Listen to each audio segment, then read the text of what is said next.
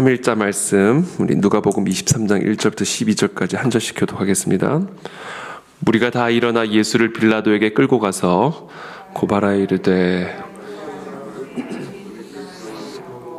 회사에게 세금 바치는 것을 금하며 자칭 왕 그리스도라 하더이다 하니 빌라도가 예수께 물어 이르되 네가 유대인의 왕이냐 대답하여 이르시되 네 말이 옳도다. 빌라도가 대제사장들과 무리에게 이르되 내가 보니 이 사람에게 죄가 없도다 하니 무리가 더욱 강하게 말하되 그가 온 유대에게 가르치고 갈릴리에서부터 시작하여 여기까지 와서 백성을 소동하게 하나이다. 빌라도가 듣고 그가 갈릴리 사람이냐 물어 헤롯의 관할에 속한 줄을 알고 헤롯에게 보내니 그때 헤롯이 예루살렘에 있더라. 헤롯이 예수를 보고 매우 기뻐하니 이는 그의 소문을 들었으므로 보고자 한 지 오래였고 또한 무엇이나 이적 행하심을 볼까 바랐던 연고로라. 여러 말로 물으나 아무 말도 대답하지 아니하시니 대제사장들과 서기관들이 서서 힘써 고발하더라. 헤롯이 그 군인들과 함께 예수를 업신여기며 희롱하고 빛난 옷을 입혀 빌라도에게 도로 보내니 헤롯과 빌라도가 전에는 원수였으나 당일에 서로 친구가 되니라. 아멘. 네, 무리가 다 일어나 예수를 빌라도에게 끌고 가서 이제 예수님을 이제 못 박혀 죽게 하기 위해서 사형 집행을 또 위해서 빌라도에게 이제 고발을 하는 것이죠. 당시 로마 총독이었던 빌라도에게 이제 사형 집행권이 있었죠. 그래서 이제 이 빌라도를 이제 통해서 예수 그리스도를 십자가에 못 박혀 죽게 하기 위해서 무리가 다 일어나 예수를 빌라도에게 끌고 갑니다. 고발하여 이르되 우리가 이 사람을 보매 우리 백성을 미혹하고 가이사에게 세금 바치는 것을 금하며 자칭 왕 그리스도라 하더이다 하니 우리 백성을 미혹하고 그렇죠? 가이사에게 세금 바치는 것을 금하며 자칭 왕 그리스도라 하더이다. 백성을 미혹했다. 이제 이게 대제사장과 서기관들의 입장에서는 예수 그리스도께서 행하신 그 모든 사역들이 살아계신 하나님의 그 능력과 영광을 드러내는 그 모든 사역들이 그리고 예수 그리스도께서 스스로를 하나님이라 이야기하시고 하나님의 아들이라고 말씀하신 이 모든 것들이 이들의 입장에서는 백성들을 미혹하는 것으로 그렇게 여겨졌던 것이고 또 가이사에게 세금 바치는 것을 금하며 이것은 엄연한 거짓말이죠. 예수님께서는 가이사의 것은 가이사에게 또 하나님의 것은 하나님에게 바치라고 명령을 하셨죠. 또 자칭 왕 그리스도라 하더이다. 여러분 이 미혹은 이 진짜 미혹은 한 80%의 진실과 한 20%의 거짓을 섞습니다. 이 비율을 조절을 하죠. 비율을. 그래서 100% 거짓을 하면 누가 그것에 미혹을 당하겠습니까? 근데 거기에는 진실이 있고 그러나 그 진실 안에 한 20%, 10%, 한 5%의 거짓말을 섞어서 사람들을 미혹하게 하는 것이죠. 그래서 겉으로 보기에는 진실된 것을 드러내는데 사실을 드러내지만 그러나 사실 그들이 의도하는 것은 거짓으로 끌고 가자 하는 거. 이게 다 거짓 선지자들이 하는 일들이고 특별히 이 세상에서 무리들을 국민들을 백성들을 이제 선동할 때 행하는 전형적인 방식입니다. 여기서도 마찬가지죠. 세 가지를 이제 고발을 하는데 세 가지 이제 고발 사유를 가지고 이제 빌라도에게 고발을 하는데 우리 백성을 미혹하고 이건 아주 전형적인 자기들의 입장에서 주관적으로 객관적이지 않은 자기들의 눈에 보기에는 미혹이지만 그러나 예수님은 예수님의 하나님의 아들 되심을 분명하게 가르쳐 주셨고 보여주셨던 것이죠. 또 가이사에게 세금 바치는 건 엄연한 거짓말이고 자칭 왕 그리스도라 하더이다. 그렇죠. 이건 예수님이 그렇게 하셨죠. 그런데 하여튼 이 모든 사실과 거짓말을 섞어서 이제 빌라도에게 고발을 합니다. 3절에 빌라도가 예수께 물어 이르되 네가 유대인의 왕이냐 대답하여 이르시되 네 말이 옳도다. 빌라도가 대제사장들과 무리에게 이르되 내가 보니 이 사람에게 죄가 없도다 하니 빌라도가 이제 무리들에게 대제사장들에게 이야기합니다. 내가 보니 이 사람에게는 죄가 없다. 그러자 5절에 무리가 더욱 강하게 말하되 그가 온 유대에서 가르치고 갈릴리에서부터 시작하여 여기까지 와서 백성을 소동하게 하나이다. 우리가 더욱 강하게 말하되, 빌라도가 죄가 없다 이제 이렇게 얘기를 하니까 아니다, 죄가 있다. 더욱 강하게 말하면서 백성을 소동하게 하고 있다라고 고발을 하고 있죠. 그러니까 지금 이게 결국은 백성들이 재판관인 거예요. 빌라도는 권위를 가지고 있고, 사실은 백성들은 예수님을 십자가에 못 박혀 죽일 수 있는 집행권이 없으니까 사실은 이 빌라도를 사용하고자 하는 것이죠. 그래서 더욱 강하게 말하되 이 예수가 지금까지 백성을 소동하게 한다라며 고발을 하고 있는 것입니다. 6절에 빌라도가 듣고 그가 갈릴리 사람이냐 물어 헤롯의 관할에 속한 줄을 알고 헤롯에게 보내니 그때 헤롯이 예루살렘에 있더라. 예수님이 갈릴리 사람이라는 소식을 들은 이 빌라도가 헤롯에게, 당시 이 갈릴리를 관할하고 있었던 헤롯에게 이제 보냅니다. 7절에 헤롯에 관한 8절에 헤롯이 예수를 보고 매우 기뻐하니 이는 그의 소문을 들었으므로 보고자 한지 오래였고 또한 무엇이나 이적 행하심을 볼까 바랐던 연고로라.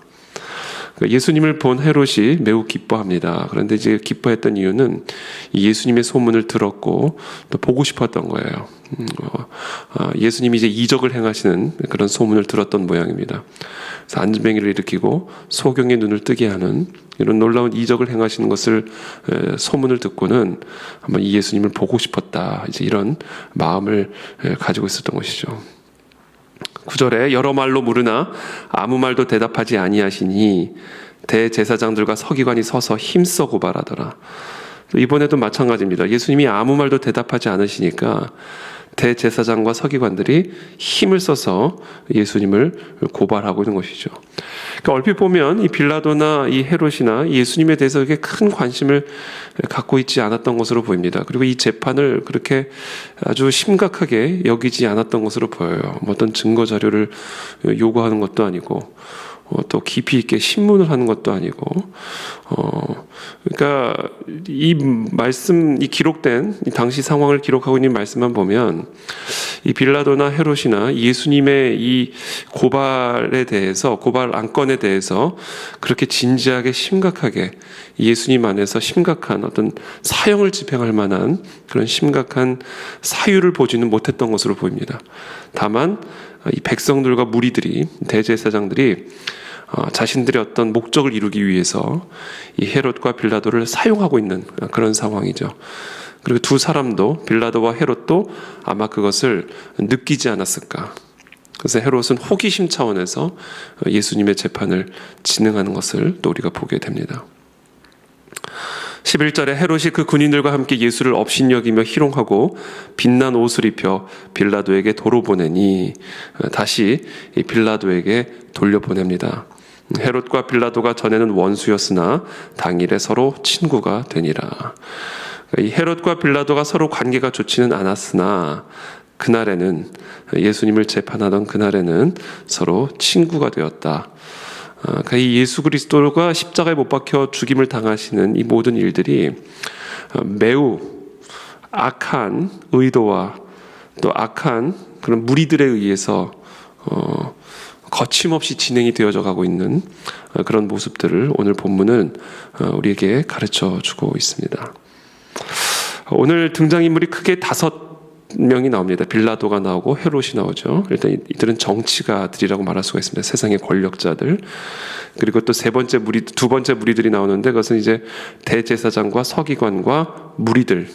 이렇게 크게 두 그룹, 빌라도와 헤롯이라고 하는 정치가 그룹과 대제사장과 서기관과 무리들이라는 이 두 그룹이 한 몸이 되어서 한 뜻이 되어서 부지불식간에 예수 그리스도를 십자가에 못 박혀 죽이는 그런 길로 이끌어가는 이런 모습들을 통해서 우리 하나님의 섭리를 오늘 우리는 이 본문을 통해서 보게 되는 것이죠.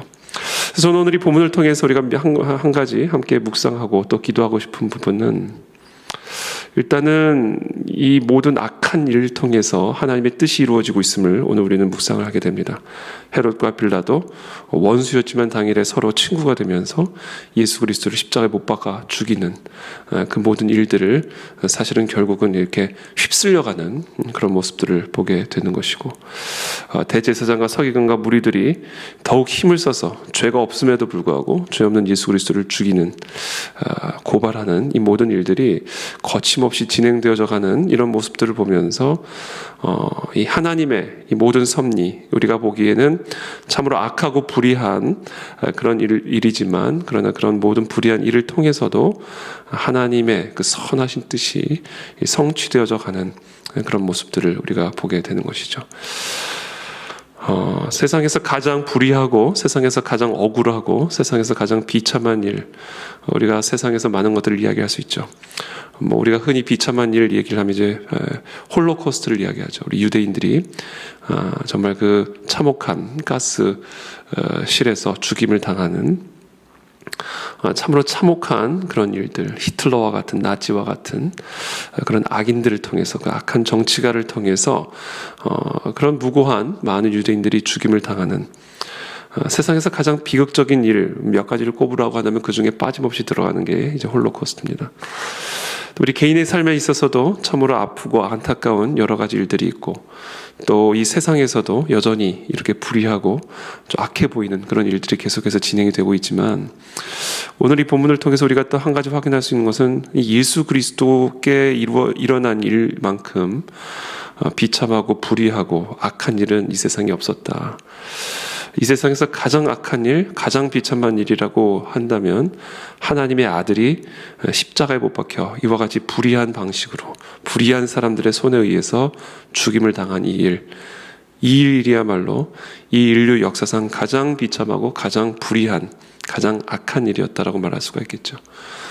그러나 이 세상에서 이렇게 가장 비참하고 불의하고 악한 일조차도 하나님의 가장 위대하고 선한 일을 위에서 달려나가고 있는, 이끌어져 가고 있는 모습들을 우리는 보게 됩니다.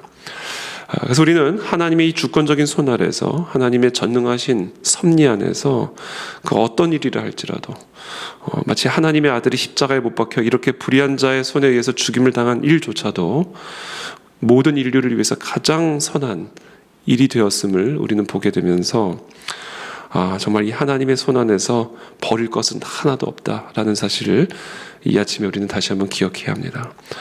그래서 우리 시간, 이 나라 이 민족 가운데, 또 이 세계 가운데, 또 우리의 삶 속에 아무리 우리의 눈으로 보기에 그것이 옳지 않은 일이고 좋지 않은 일이고 고통스러운 일이라 할지라도 하나님은 그 모든 것을 우리의 유익과 선을 위한 재료로 삼으실 수 있는 그런 전능하신 하나님이라는 사실을 기억하고, 오늘 이 새벽에 모든 이 악과 비참함과 고통을 선으로 바꾸시고 우리의 유익을 위해서 변화시키신 그 십자가의 은혜 앞에 참된 소망을 다시 한번 회복하고 그 소망을 붙드는 이 새벽이 되시기를 축복합니다. 십자가 앞에서 모든 것은 선이 되고 십자가 앞에서 모든 고통은 기쁨으로 변하여지는 것을 믿습니다. 그래서 오늘 이 새벽에 주님, 이 십자가의 은혜 아래에서 모든 것을 합력하여 선을 이루시는, 사망 권세를 이기시는, 우리에게 영원한 생명을 허락하신 그 예수 그리스도의 그 십자가의 은혜를 붙잡고 참된 소망과 기쁨과 감사함으로, 믿음으로 오늘 하루도 주님과 동행하는 복된 하루가 되게 도와 주시옵소서. 시간 함께 기도하며 나가도록 하겠습니다.